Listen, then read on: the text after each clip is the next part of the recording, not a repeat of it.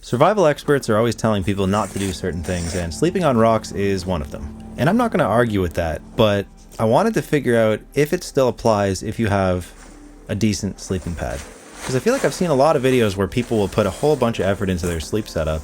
They'll chop the pine boughs off of a bunch of trees, and they'll light a massive fire on the rocks to heat up the rock for the night.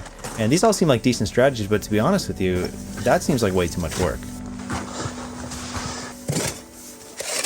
I feel like I can think of a lot of hypothetical situations in history where a soldier or somebody that's traveling in the winter before modern cars and before, maybe they don't have a horse, stuff like that. What's the trade-off between effort? Like, at what point does it become worth it to build a massive bushcraft shelter?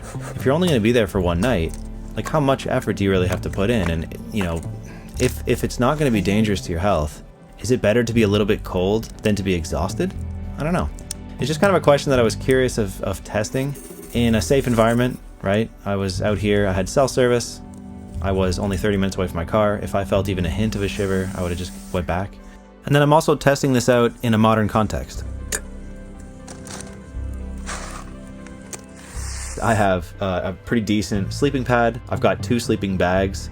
I've got several layers on underneath me. I've got a couple of chemical body warmers in the sleeping bag and one in my hat because my head got really cold because I didn't have a down hood. I have that tarp that you can see there up here that I abandoned because it was just really slippery and didn't do anything. And it turns out with all of this gear, I wasn't warm, but I wasn't cold. I had to stay very still to make sure that heat wasn't escaping from my sleeping situation. I had to get up 2 or 3 times to pee, and I would feel a little bit cold then, but not to the point where I was shivering or anything. And I've said it before, but I'll say it again, there are a lot of factors that contribute to how warm you can stay at night. I happen to be a very warm sleeper already, but I will say that I was half expecting to have to pack up my stuff or not even pack up my stuff and run back to my car, but I didn't have to. And to be honest with you, I was wondering the next morning and on my way home, like, did I do something right that I just don't know about? Like, was this a fluke? Could I actually do this again? And spoiler alert, I did, in even colder weather. And P.S. There's also a consideration for stealth.